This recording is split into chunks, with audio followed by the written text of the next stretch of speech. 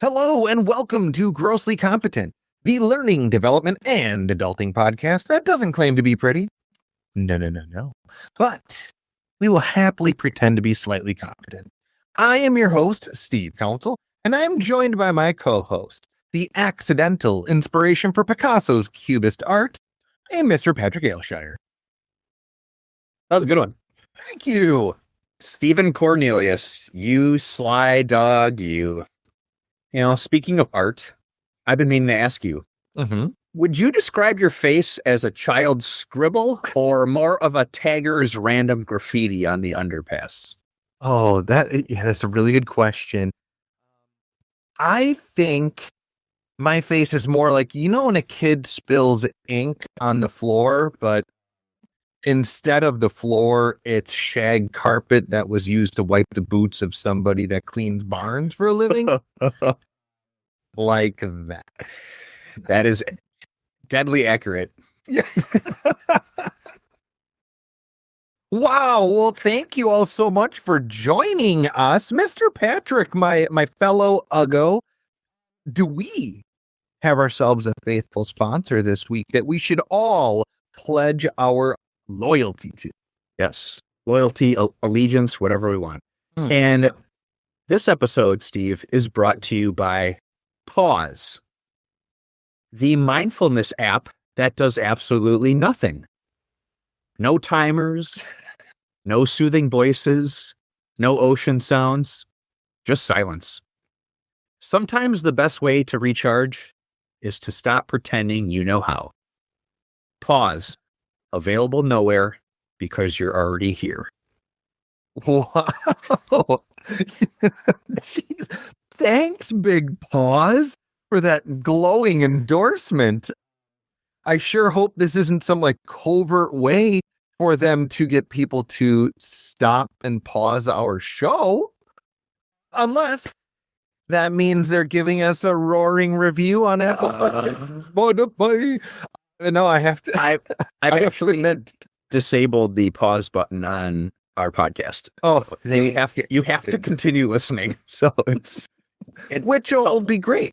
That'll be great because I know we're always very timely with these episodes, and they fit perfectly in the parameters of a half an hour lunch for someone. So they could be in a meeting and then they just listen to us banter from their pocket. What a great. Well, what if I can't listen to it at my lunch? Oh, well, let me give you some ideas and some times that you can listen to it while you're cooking dinner, while you're taking a walk after work, while you're exercising, while you're singing your child to sleep. What if we lull your child to sleep? Yes. All right. Yeah. Can I admit something here just really quick? Please. When you first said that this episode is brought to you by Pause, I wasn't sure if you meant Pause as in the way you did, you mean as to pause something, or if you meant an animal's hand. Pause. So the nice thing is nobody's accused me of being very competent. I mean, you're grossly competent, that's for sure. Please see. That's something. It comes back around, man. So what's going on with you this week, my man? So you're not going to believe this, but today I went ahead and did some acting / modeling. Wow. You laugh, but this is absolutely true. Yes. So, you did? It was more acting than modeling, actually, but I like to say it was my first big break. Okay. So no, there is a cafe in Milwaukee, downtown area, that on their social media, their Instagram, they were looking to shoot some promotional videos, and they needed some quote unquote actors to come in and, act like you're at the cafe, like you're on your computer, or you're painting, or you're, talking to someone else. And so, or you have a bag over your head. Yes. And so, or you're recording a podcast, and they said, absolutely not. But I am a frequent visitor to this cafe and I wanted to help them out. And so I was like, sure, I'll definitely do it. And it helped out with, being able to work remotely. I actually I showed up there, got some work done, and then I had a little break and I was able to jump in and do my acting, we'll say. They had, professional camera and all that stuff. And it was kind of cool just to, so I had to and of course, the funny thing is that if you don't know me as well as far as my artistic ability, but it's very much lacking, Steve. But my family and my friends know I am not an artist whatsoever. So the photographer had some props set up and he had a sketchbook. And it was kind of a cool story. He said, I looked, he goes, oh, you can pretend you're coloring or whatever. And I sat down. I was like, well, these are really good. I don't want to mess this up. And it was actually kind of a cool moment. He said, well, this sketchbook is from my late, I believe it was his grandpa. And so he said, I think it would be cool to he would appreciate us putting this to good use. I'm using it for my career, and so it was some really cool sketches. Yeah. So, but I was like, this is going to look like crap in about 5 minutes if you let me just kind of sketch over the, the drawings. And so it was kind of neat to be able to use that. But the idea that I picked the sketchbook, that's awesome. Was okay, I'm going to pretend I know what I'm doing here. So there was obviously, and I haven't seen the final product, but there's me just doing some coloring. And then we did one on my laptop. So I'm drinking my chai latte on my computer. And yeah, then there's people after me that got to go and do their whole acting too. So it was, yeah. So I know I normally give you a hard time and stuff like that. And yeah, we rib each other and mess around, but seriously, Patrick, that's super cool. That's really neat. That's really a cool thing. What a great experience. I'm assuming the, phone calls and the emails will start rolling in here eventually. So I don't want to say I'm going to get too big for this podcast, but yeah, maybe if I have an audio deal, I doubt it'll be I'm assuming what's going to happen is when I do see the final product on their Instagram page. Yeah. It's going to be my hand, drawing or coloring. They're not going to show my face. I absolutely sure. I guarantee that. Isn't that a Seinfeld episode where I swear it is, right? Where the hand model, right? Yes. Thank you. You really saved me on that one. I was sitting there just stuttering like a complete dope. But even if my face doesn't get in on, in the ad, I did get a free coffee out of it. So. Hey, that's really cool. Sincerely, that's really neat. You should be proud of that. What a cool thing to be a part of. I appreciate that. This has nothing to do with modeling or acting of any variety, but I felt that I needed to update everyone on something that I spoke about last week. So last week, I mentioned the story about a friend of mine that had his driver's side window bashed out and his radio taken, right? You remember that story? Absolutely. I'm gonna catch everybody up very quickly. Was it just one window? So he lived in a rather rough neighborhood at about the age of 18, 19, worked third shift. He comes out to his car. Driver's side window is bashed out, radio is stolen. Man, he drives and it's November, so it's nice and chilly on his way to work.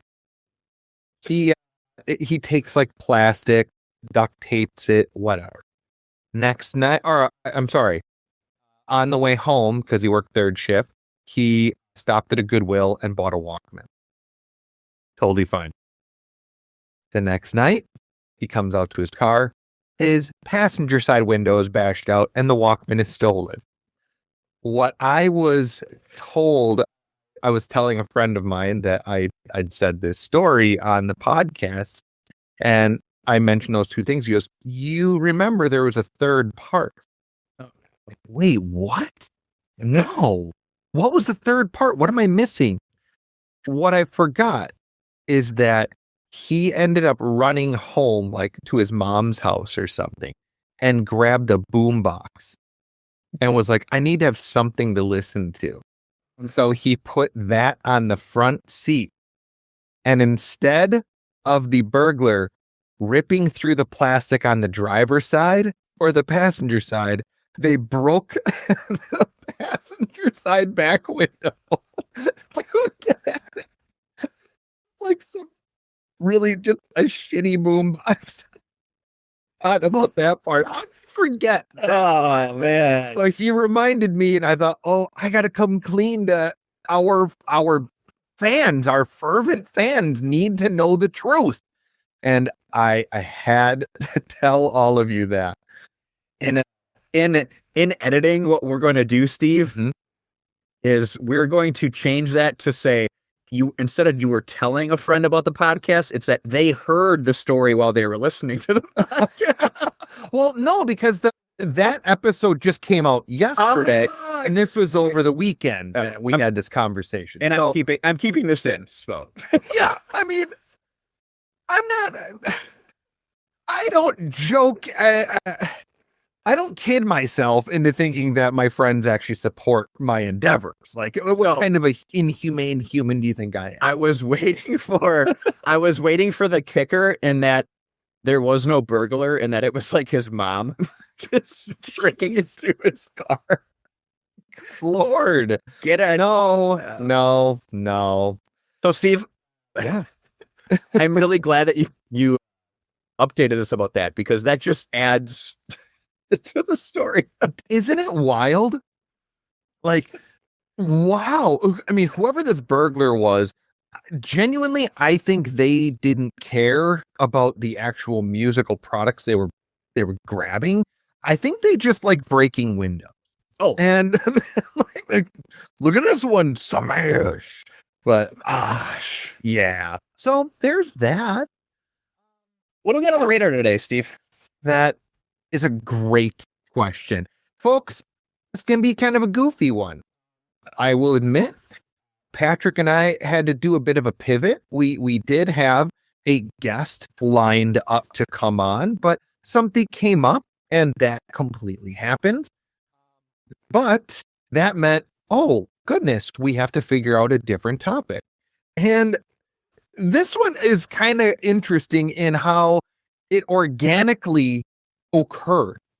So originally, I thought, hey, Patrick, maybe we should do an episode on like multi-generational leadership, because I know Patrick has done trainings on that. I have as well. And it would just be kind of fun to see, like, what have you done? Like, just kind of compare notes sort of thing. So for those of you out in listener land, Patrick and I use Google Docs. And that's like the way that we'll keep track of like notes or just like kind of little topics that we want to touch on, stuff like that. And I kid you not, I went in, I told Patrick, hey, I tell you what, I'll write some notes in here. And then we just kind of go back and forth. That's the nice thing about Google Docs, is that it's not like you have a shared file necessarily. Like you can both be in it at the same time. It's live. And yeah, that's a great way to put it. It's live. And interestingly, as I'm writing my little talking notes, like, I see this differently colored icon. And as I'm writing, Patrick starts writing me messages as I'm writing. And I made sure to save it. And this is exactly word for word how it went down. Can you imagine experiencing this in like 2009? I'd be freaked out. Wasn't this the whole concept behind that stupid PBS show, Ghostwriter? So good. Molly, my sister, and I used to watch that. Oh, so you had poor taste in television shows. That's cool. Damn. Agreed. You know what? We should just talk about how fucking wild this exact thing is right now. Ha, ha, ha, ha. And then I just said, okay, I'm going back to the top of the script to figure out what else to add. Yeah, and I'm sorry, I know I used naughty words, but I wanted to be true. I wanted to be true to what we wrote. But with all of that in mind, we did a pivot on a pivot. Maybe that's the name of this episode. Ooh. A pivot on a pivot. I like that. Wow. Anyway, so yeah, we pivoted and we thought, You know what? This is a really incredible thing. The fact that we have this kind of technology at our disposal that we can use. And sometimes we just take that for granted. But then it's also kind of fun to get an idea of like, what are the different pieces of tech that we each use? Like maybe there's something I use that Patrick doesn't and vice versa. So that's the topic that we would like to talk about today. This idea of what are the tools, what are the apps, the gadgets, the programs, the things that you use now that you would have a hard time going away from using on a regular basis. So I'm actually I would love to hear you start us off here, Patrick, because I'm curious to hear what you have. Well, before I jump in, I want to just add that it's, as we were kind of going back and forth with the Google Docs, it's been around for a while, 10 years maybe or so. So technology is, has adapted and evolved, I should say, just exponentially in the last, 15, 20, 30 years, right? But I was thinking about when we were chatting back and forth, just the convenience of that, where my phone was sitting right next to me. So we could have had a text back and forth, but that would have taken longer. That would have been, send the text, wait for the response, send the text, where Google Docs was like, this is even better because... Yeah, that's a great point. It was just like the convenience there. It was even quicker. It's like typing on Teams at work or, I don't know. I just thought it was really funny to think like, oh, wow, we're talking about all this stuff and we're going to get into basically ChatGPT here in a minute. But just how wild technology has become. Yeah, that is actually a really fascinating point in that texting would have actually taken long. I really did not even think of that until you just said it. That's a really valid point. Wow. Great call. Great call. So I kind of buried the lead there, but I like to say that ChatGPT is life. Oh, okay. So that is what you want to start with. All right. All right.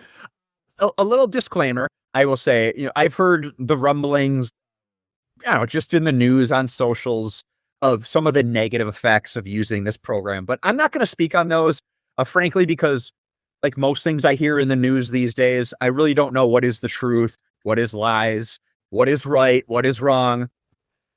Sometimes life is just exhausting in a way. I mean, I started my own side business. I host a podcast. I like to exercise. I like to cook dinner. I like to take my dog for walks. Let me just enjoy my artificial intelligence for a little bit, okay? Come on, man. Come on. So, ChatGPT for now is a friend of mine. Okay? Sure. So, I will also stress, though, I am not married to ChatGPT. I do not use it all day long. I don't have a paid subscription. I use it, and sometimes it says, that's enough. Come back tomorrow. Is platonic, the relationship? You guys, are you not serious? I've tried to take it to the next level, and it comes back harsh. Let me tell you. ChatGPT always wants the fancy dinners, and just that's it. Yeah. I'm sorry. I did ask it to go to a movie at one point, and it said, "Oh, we don't have to talk then." Perfect. Oh, God. Yeah. Well, at least ChatGPT hasn't grown eyes. So that's good. Yeah, that's true. Yeah. Okay, I'm sorry to interrupt. I said my terrible platonic joke. I couldn't help it. You keep going, man. So yeah, I'm not married to it, but I do find it beneficial. In our line of work, I think it does have some benefits. What I want to stress also that I enjoy, and I think you as well, we enjoy what we do. We enjoy creating content. We enjoy facilitating, researching topics. And as far as curriculum design goes, I stick to my own skills for that. I have experience. We each have experience that way of building out these training presentations, we'll say. However, like organizational needs, it is sometimes helpful. So an example I'll give is the rare occasion I'll have to send an email out on behalf of someone else that I work with. So this might be director level or above, someone who basically calls the shots, okay, in my organization. Sure. I want to send a message out, but it's going to come from them because they have obviously a lot more pull than I do, right? And a lot of times when, I don't know about your organization, Steve, but when you're emailing a big group of people, sometimes you don't want to have just your associate level emailing people. You want to have someone that's, again, kind of in power, we'll say. So yes, that's an example when I use it. I had this email typed out and I read it a few times because, of course, the key, if you don't do this, people, write your emails without putting anything in the to box, okay? So you don't accidentally hit send. Oh gosh, because yes, the keyboard, when you're flying, you're a quick typer. The shortcuts, I don't know what they are, but sometimes they just send stuff. So I do a lot of my typing in a blank email. But anyways, I typed this all out and I read it over a few times, and it sounded, I thought, pretty good, but I think it could sound better. So I just opened up ChatGPT and I was like, hey, bro, can you make this sound a little bit smoother? Do me a solid. yeah. And sure enough, it asked me a couple prompts like, do you want it professional? Do you want it funny? And I'm like, ooh, not the platform for funny. But no, thank you. But it's like, it asks, well, yeah. Losers. So I read it over and I was like, that's exactly what I wanted to say. It knew me well on that example. So I then forwarded it over to the person that was going to be sending it out, and they were like, awesome, thank you. And then the email came on my behalf or their behalf, whatever. Sure. But it went out from that way. So that was an example of, in 15 seconds, bam. Yeah. I think that's a very valid use of that kind of a technology. I have to admit, I really have not used ChatGPT a whole heck of a lot. Like, Really? yeah, I know. Well, I'll explain. There's a little bit of column A, a little bit of column B. So I think this is a fair point. But what I want to make sure I point out is maybe we call this episode the pivot on a pivot on a pivot, because I'm not going to lie to you. I personally, like, I had this idea of all these different apps or topics of it. ChatGPT is a pretty big thing to talk about. Oh, yeah. Because I assume almost everybody out in listener land has either, at the minimum, they've heard of it. And at the maximum, they use it on a regular or frequent basis. Yeah. So it might be worth perhaps just you and I kind of walking through, as you kind of did, like ways that you use it and partially some of the reasons why I don't use it. But so if you're cool with that, Patrick, I think let's just focus on the ChatGPT thing and run from that point. Okay, cool. You're on board. Perfect. It's a powerful tool, and it does a lot of really wonderful things.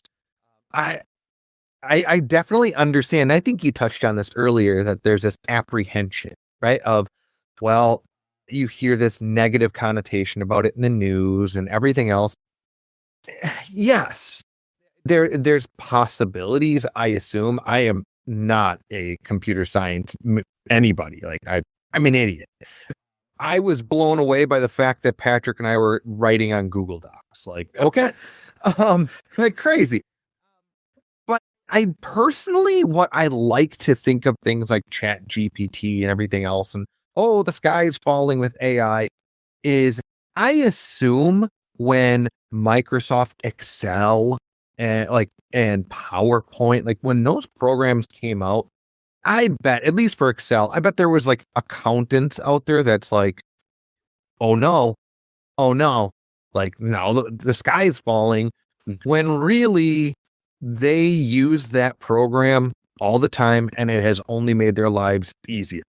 Like, and I like to think of ChatGPT as potentially being that, like a tool to make our lives a little bit easier, to take care of some of the, I don't want to say mundane tasks, but I think you writing an email on behalf of somebody and trying to get some, like, the connotation out correct, I think that's a great usage of it, right? Like, why wouldn't you?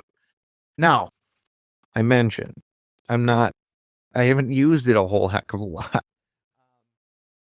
part of the reason is the place that I'm at currently, where I'm gainfully employed, their concern with it being used is with HIPAA violations.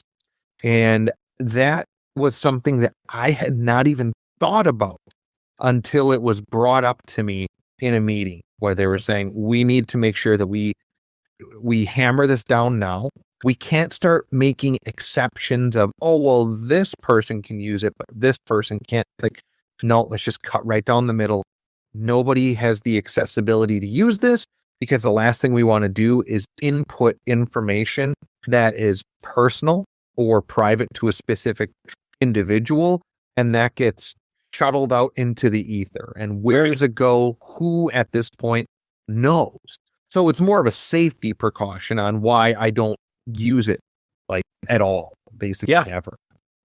That makes sense. And I just thinking back to my email comment too. It's like as I said, most of the time I'm using my own words when I'm typing emails to coworkers and all that, but it was one of those times, not that I feel I need to justify anything, but it was one of those times where you've got 3 or 4 different things going on.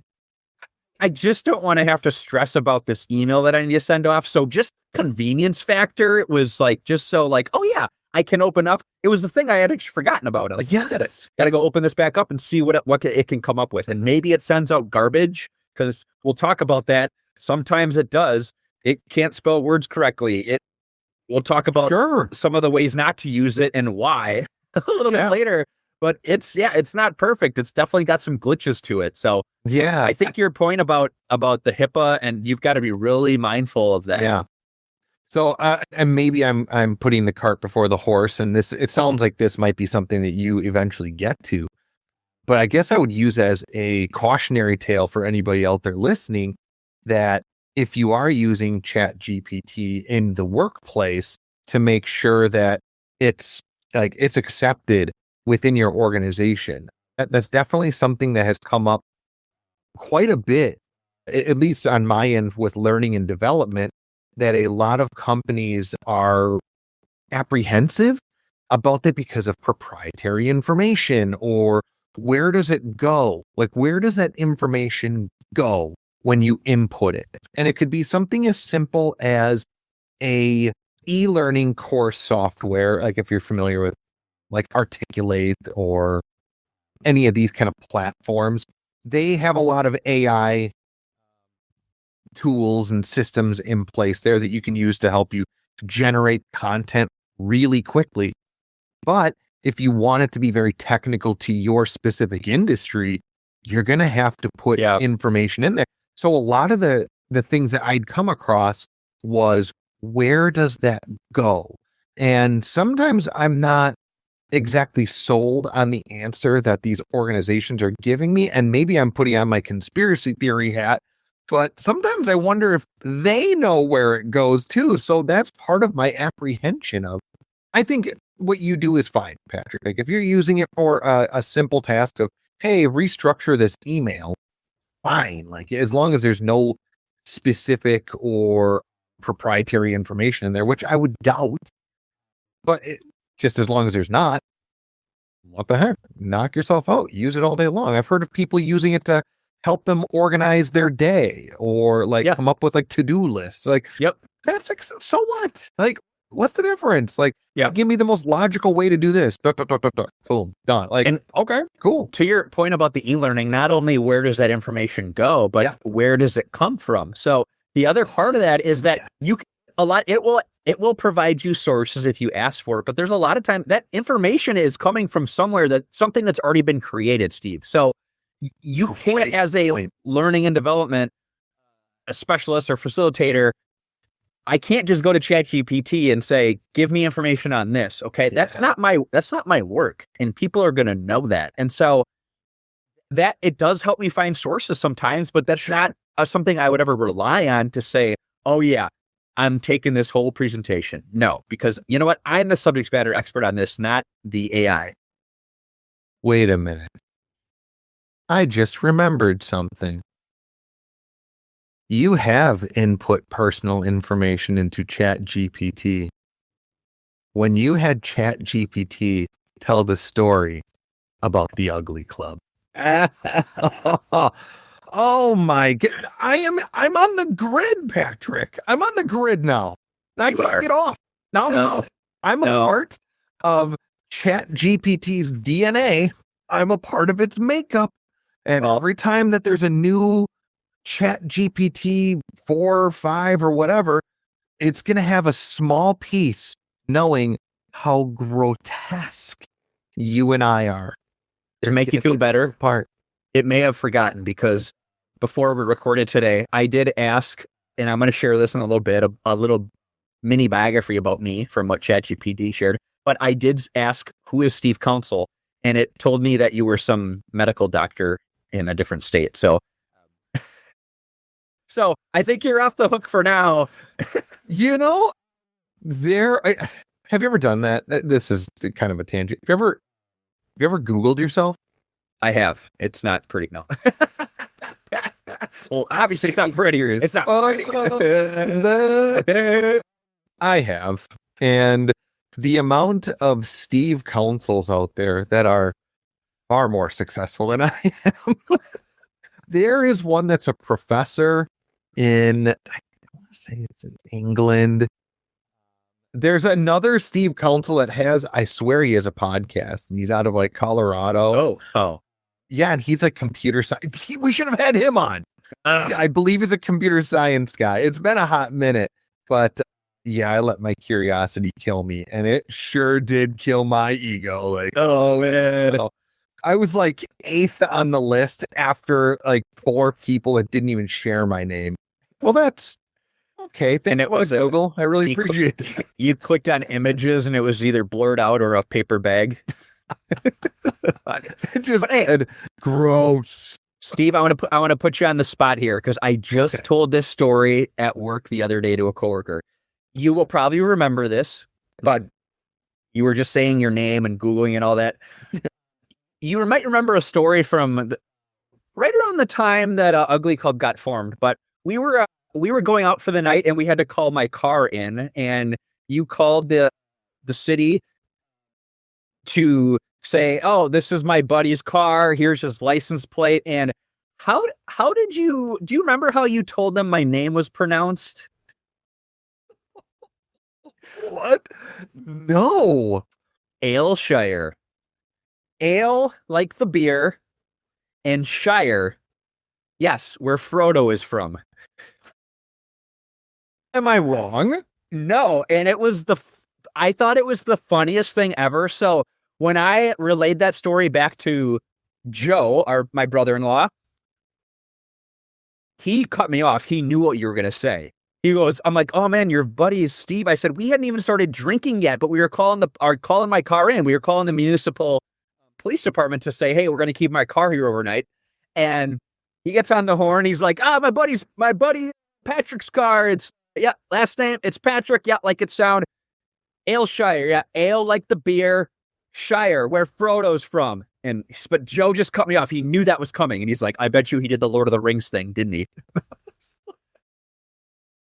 So I have told that, whether you knew it or not, I have told that story dozens of times over the years when people ask me how to pronounce my name. So I want to thank you for that. No, thank you. Oh my gosh, I don't remember doing that, but I do now. I'm glad you told me. And that sounds absolutely like some smart ass thing that I would have said. Wow. Oh my gosh. It's just great for 20 years for when people ask me how to, pronounce my name. If they don't know, I tell that exact story. I say it's Aylshire, ale like the beer, Shire. Like where Frodo's from. Oh my gosh. Sorry, you were saying. No. My segue was in the context of being a smartass. I'd said that I don't use ChatGPT a whole heck of a lot. And that is true, like even in my personal life. But I have used it. My experience with ChatGPT is using it like a big bludgeon, like a big hammer. Right? It sounds, at least on your end, you're using it in a much nicer far less nefarious ways. So that's nice. Well, yeah, it definitely sounds on my end that I've used it a bit more than you have. And while I do utilize it at work occasionally is probably the word I'll use. It's not, I wouldn't say it's often at all, but it's occasionally. I definitely use it more for personal gain. And so one example, you may recall a few months ago that one of the big stories over the summer was the Coldplay concert that happened. Yeah. And there was a little kiss cam incident with a CEO of whatever company and the other HR employee that was there, and they were not together and they were together. And not just any HR employee. That was the vice president or director of HR. Yeah. So I, like most people, thought that was a very hilarious story. And so I went on ChatGPT and tried to replicate my own experience. And so I had asked ChatGPT to put me in the concert with Mila Kunis, who is, I've been a huge fan of all the day. I remember this. Yeah. And I posted it on LinkedIn. Yes. And I am not making this part up. That's the most views or reactions I've had ever to anything I posted on LinkedIn. And I'm not an avid poster by any means, but that is the most feedback comment I've ever had. As you know, it gives you the how many views you had and all the stats, and that's the most to this day. That is so. But I think there was a glitch in the matrix because I didn't realize what the limitations were on ChatGPT as far as what you can ask it to do. Mm-hmm. And again, I'm not doing anything weird with it, but a month or so goes by and I asked it to use a celebrity, put me with a celebrity or whatever, maybe something for my family I was making. And it said, we can't do that. It was something with with famous people, you can't, just because of copyright or trademark or whatever. So it said no. And I argued back with it. I said, I was with Mila at the Coldplay concert. You made a picture of me with Mila. And it was obviously a replica. And they said, well, I think you slipped through the cracks. And so it told me that it shouldn't have done that for me, but it did. Oh, are you serious? It actually did that? Yeah. Oh, that's wild. No, I'm not kidding. So I thought that was fabulous. But I also will say that it's fun sometimes to just see what ChatGPT knows about me from either my previous prompts or questions I've asked, maybe search history. It's quite scary how much it knows, but to that point, so is my Reddit search history.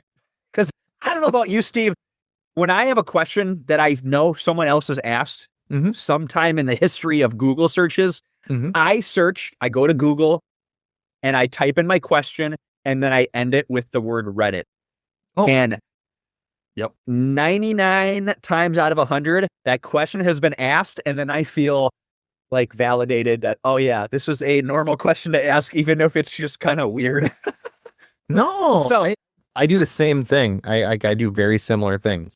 I would like to read you my mini biography from ChatGPT. Oh, yes. And I will say, I asked it, when I said, give me a biography, they said, okay, what the length do you want? I said, give me a short to medium length. They said, what kind of, slang do you want it in or what kind of writing? And I said, just a little, just write it like clear, concise, but maybe if you need to put in a little humor or whatever. So it says, Patrick Aylshire is a Wisconsin-based storyteller, podcaster, and creator of projects that blur the line between reflection and fun. He hosts It's Later Than You Think, a show about time, meaning, and the moments that make us stop and take stock of our lives, usually with a bit of humor mixed in. Here's the part that it didn't talk about grossly competent, and I'm going to have to get back to that to fix this. Patrick is also the founder of Zero Proof Pass, a Milwaukee initiative that celebrates mindful drinking and local community through creative experiences. Whether behind a microphone or brainstorming his next idea, he's drawn to conversations that feel real, curious, and a little offbeat. And he's hideous.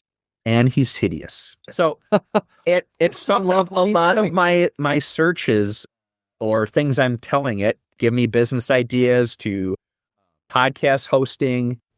I haven't made fun of you on there apparently because it didn't say anything about my trusty, ugly sidekick, but he can usually be seen walking his mutated co-host on a leash through the mean streets of Milwaukee. Well, yeah, I guess my biggest concern, I mean, that sounds lovely. No grossly competent, huh? Hey, you know what? That's cool. Nah, that's fine. It's just like my wife. Like, she doesn't listen to it either. So that's cool. No, I kid. This is a new endeavor.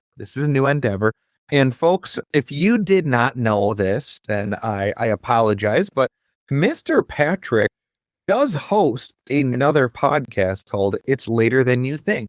And if you like a good time and some self-reflection, I do recommend that you look back onto his episodes. He has like 35, 35.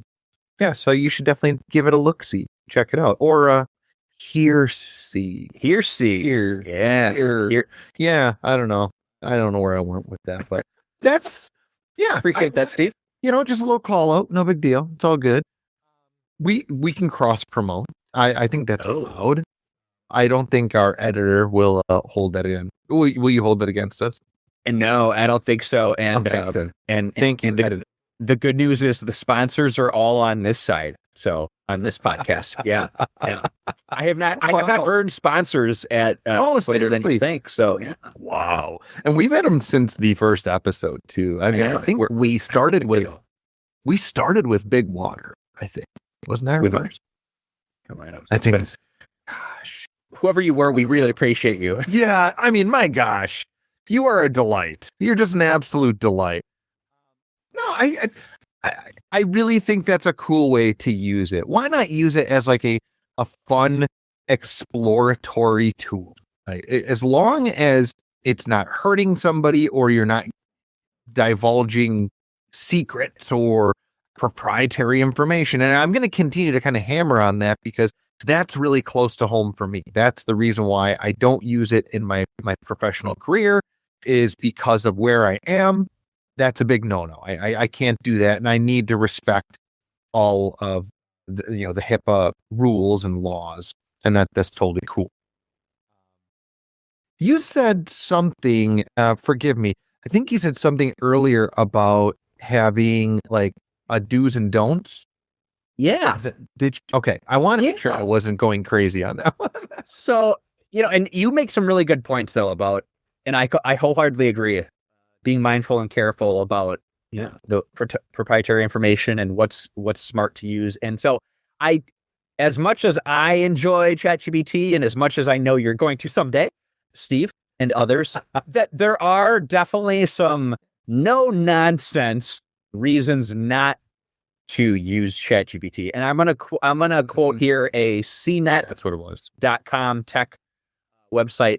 Basically, they came up with a list recently within the last month, 11 terrible ideas for using ChatGPT. And so, Steve, I thought we could kind of tag team this and go back and forth reading through this list of those 11 responses. So sure. I'll click on the link here. Okay, I see it. I will start, Steve, with the first one. First one, again, top 11 terrible ideas for using ChatGPT. And that includes diagnosing physical health issues. Do not diagnose your own health or read it correctly. It's like diagnosis. I think maybe you need to talk to ChatGPT about what's going on now. Holy smokes. That is a really good point, though. Like, we've all heard of Dr. Google. but legitimately, where people will be like, I have a headache and pain here, and they like enter it into Google, and then it's always like, well, good news, you have brain cancer. Like, wow, right? Everything always reverts them to WebMD's like cancer or oncology or you have a tumor. It's like, oh my gosh. So, wow. No, I did not even think of that about using ChatGPT for something like that. So, good call. All right, I got number 2 then. Okay. Geez. On the same topic. Wow. Taking care of your mental health. Wow. So interestingly, and you can be the judge on this one because you know more about it than I do, but I have heard that ChatGPT will always try to, how am I trying to say it? It will always try to positively spin things that you will input, or like, you should do this, but like, it never like wants to hurt your feelings. It's like that really meek friend that hasn't grown a spine yet. Like, Right. Yep. well, if you feel like like, boy, that's pretty wild. So I suppose, taking care of it. You do not want to supplement this or, replace this with any mental health professionals, therapy, psychologists. Yeah, that ChatGPT is not the answer. So for 3 and 4, I've got the next couple I'm going to read here. Oh, okay. Making immediate safety decisions. I'm sorry. Wow. Okay. I'm sorry. The example it gave out in the article was if your alarm, like smoke alarm goes off, or your I'm drawing a blank on the what's the invisible CO2. Wait, carbon monoxide alarm goes off. Don't go to ChatGPT and be like, is this bad? Should I stay? What should I do? No, get out of the house and then start to Google your issue. Well, yeah, good. The sad thing is I could totally see somebody doing that. Like, I hate to be that guy, but there's somebody out there that is waking up to blaring alarms like, hey, ChatGPT, I'm really tired. Yeah, and there's this thing going off. Like, what do I do? And then the amount of time it takes for them to like write that out, ChatGPT's like, if you're tired, that should come first. Like, you could always ask Alexa too. Do you want me to turn off your carbon monoxide alarm, please? Yes, I want to go back to bed. Okay, you said there's a 4th. I got number 4. 4. Okay. Getting personalized financial or tax planning. Oh. Probably not a wise decision. Yeah. Ooh. Yeah, especially the personalized part. Oh, God. Yeah, fair enough. Oh, well, I can see why you wanted 3 and 4, and I should have 5. That makes sense, because I see now dealing with confidential or regulated data. That's it. I won't even talk about it anymore. I've been hammering on that point. So, yeah, well said, CNET. Well said. This one, I don't know. This could go either way. Doing anything illegal.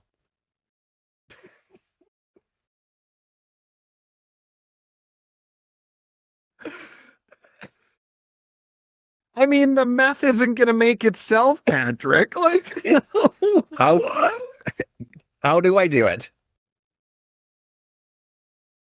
Oh my gosh. So I want to money launder. Like, what do I do? Office Space those guys could have really used that. Oh my gosh, it's so funny you said that, because that's exactly what popped in my head. That they're looking at the definition for money laundering. Like, that's what we've been doing here. Oh boy.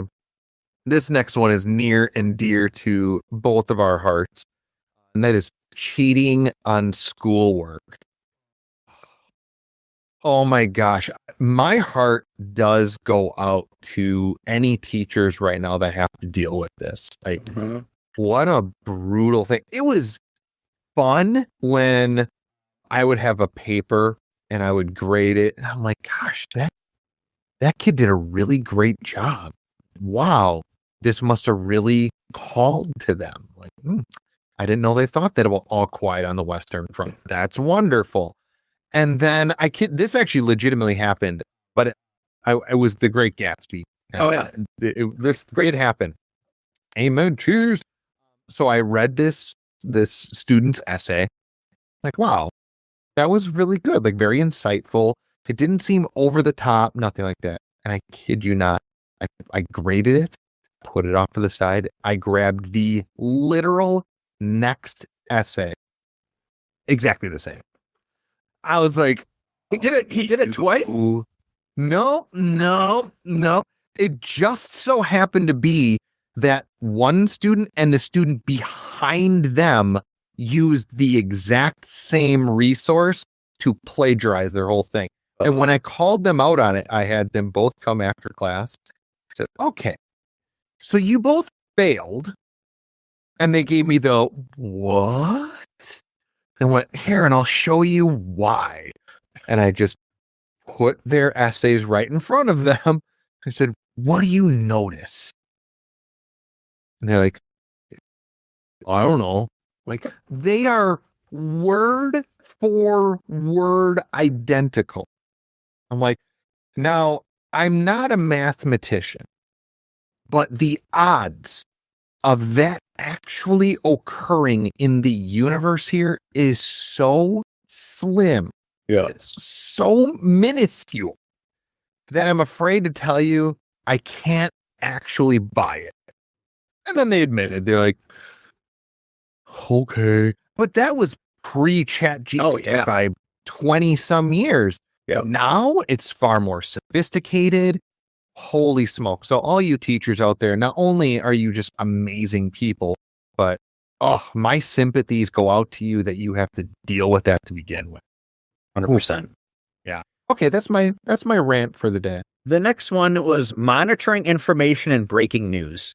And this I just want to touch on quickly. It's just that I think you're never going to be able to keep up with the latest breaking news. There could be some bias in there we don't know about. Sure. So it's just best to don't rely on the AI for that. Interesting. Okay, yeah, that makes sense.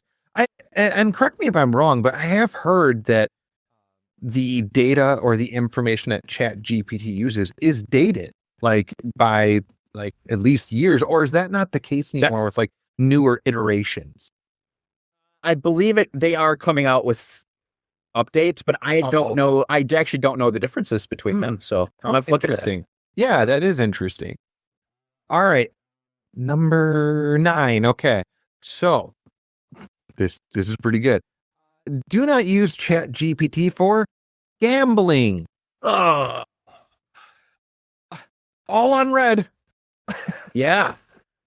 How much should I wager on the upcoming Hacker game, Bucks game? Give me some odds, ChatGPT. Tell me what to do. Should I mortgage the house? Oh, I mean, yeah, what a slope. And for anybody that is a actual, like, that's a problem, like a real addiction. Yeah. Oh, yeah, excellent point. Oh, yeah, I mean, I made fun, but gosh, you raise a really valid point there. The number 10, drafting a will or other legally binding contract. Yeah. God. Yeah. Well, when I get an attorney or a lawyer for that, I'm just assuming. Yeah. Well, interestingly, that almost ties in with the one that I had earlier, the dealing with confidential data. I mean, confidential information. Oh, yeah, good point. Oh, number 11. Ooh. Making art. Yes, I know earlier you said you're not much of the artist, and that's completely acceptable. Mm-hmm. That's okay. I really do. I feel for artists out there that are having their stuff ripped off through AI usage, like ChatGPT. Like, that's what an unfortunate thing. You're finally starting to gain some traction, and all it takes is for a couple of keystrokes for somebody to just completely plagiarize that. And unfortunate. You're absolutely right. And I want to step in and add this because I have used it for this reason of just the reason of why not to use it. That's why I'm bringing this up, because it's bad. There's times where it can kick out something like looks halfway decent, right? But the odds are that you don't own that information. So, for example, I talked about my little side gig I've got going on, right? Mm-hmm. I had a professional make my logo for my business because ChatGPT, yes, it can kick something out, but one, I don't own that. Now the logo for my company, I now own that. Mm-hmm.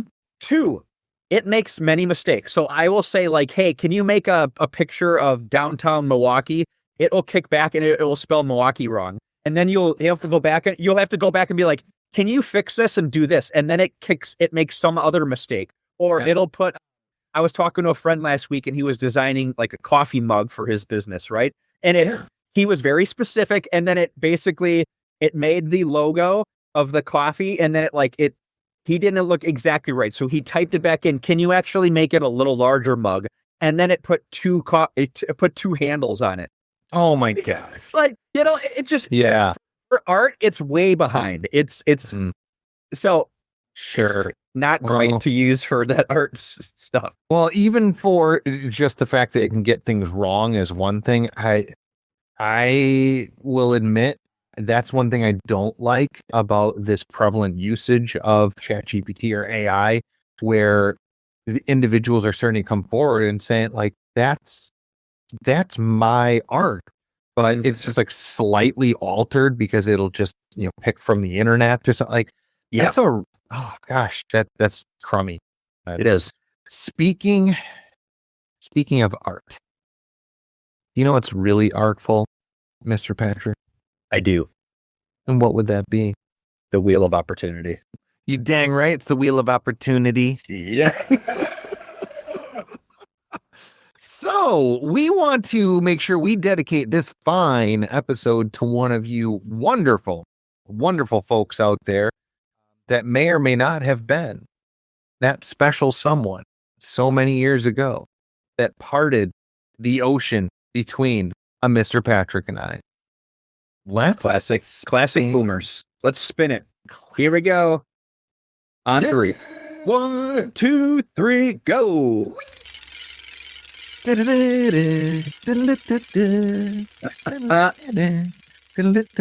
it? Sophia. Oh my goodness. I feel good about that one. I feel good about it being Sophia. That is absolutely a name of somebody that would have been at that specific location on that fateful night, and that also had a mean exercise regimen with her arm. So Sophia, wow, thank you so much. I hope you enjoy this dedication. Thank you for living rent-free in our heads. You've been a wonderful, wonderful treat. And if Sophia, if it's not you for some reason, which I'm pretty sure it is, if there was a bouncer that worked at Boomers during that time, maybe they recall the IDs that they were checking. Maybe we'll get them on the podcast sometime. Ooh, we might. Bouncer at Boomers. Looking. Mm-hmm. Yeah. If you know of a bouncer that used to work at Boomers in a small Wisconsin city named Pewaukee, please send a message to. It was a sports bar and grill, but it was also somewhat country. I was trying my darndest, and it was not good. But wasn't it Robert Stack of Unsolved Mysteries?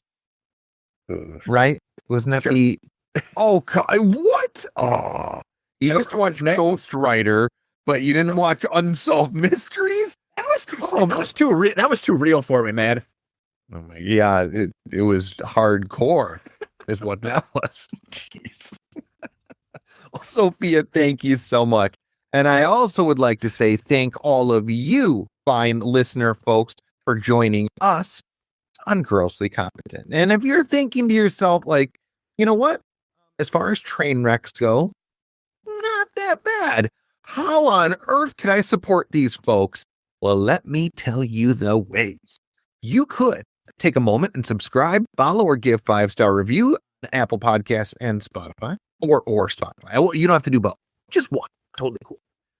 Tell your friends, family, coworkers, or that super awesome L&D person at your organization about this podcast. Give us a shout out on socials. I promise, if it's on something that Patrick and I are on, we will respond. We really appreciate it. Thank you, thank you, thank you. You can also email us directly at grosslycompetent@gmail.com. You can also come to Patreon at patreon.com/grosslycompetent. or on Buzzsprout at grosslycompetent.buzzsprout.com. That's actually in the show notes. It's one of the links.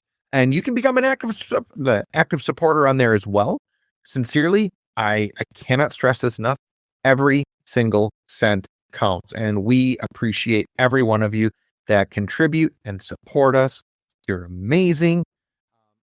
I have promised over the last several episodes that I would start doing shout outs for our supporters. And this week, mic drop, I'm giving a big old shout out and a thank you. This week, I would like to thank Apple users Jedi Stud Muffin and K. Louise, star. I'm guessing that's Louise, right? Or seriously, thank you guys so much for taking the time. You rated us 5 stars and you also had something nice to say. So you two are amazing. Thank you so much. I have to admit, I laughed really hard at Jedi Stud Muffin. I thought that was a really funny name. But anyway, so remember, the more supporters we get, the more cool things we will introduce. And I assure you that is the truth. It's our way of just saying thank you. Patrick, I think you probably would agree with this. I'd love to hear what people have to say. Do you agree? For sure. I do. And I think to your point about every cent counts with, possible donations is great, especially since the government is no longer printing pennies. Oh my gosh. I think you can send something. That's a good point. You could send us pennies that have as much value as our looks. Yeah. So there's that. That's great. Okay, but genuinely, if you have a story about your usage of ChatGPT, how often do you use it? Do you like it? Do you dislike it? Am I just a grandfather senior citizen because I don't use it? And is Patrick like the new sleek model because he does use it? Beyond the fact that he starred in a couple of really awesome videos and you were on promotional materials for the University of Milwaukee. So yeah, that's cool too. I do have one follow-up, and I should have asked this earlier, and is, can ChatGPT make you and I beautiful? I don't know. I guess maybe if we have an expert out there, they can tell us. That'd be pretty cool. I doubt it, but that's a good question. Patrick, did you have anything that you would like to add before we sign off for this fine episode? This was really fun, and I think we did a great job with pivoting on multiple occasions, and I'm really excited for next week's episode, and it's going to be a doozy. You know what next week's episode's going to be? A favorite time of year is here. Some spooky, scary skeletons. We do the mash. We do the ugly mash. All right. Ugly mash. Okay. We're not going to make people have to listen to us singing. That's scary in and of itself. We'll save that for next week. Okay, folks. Thank you once again. Really appreciate it. That's it for this episode, Uggos. And we will see you next time. Ugly. Ugly. Oh. Ow.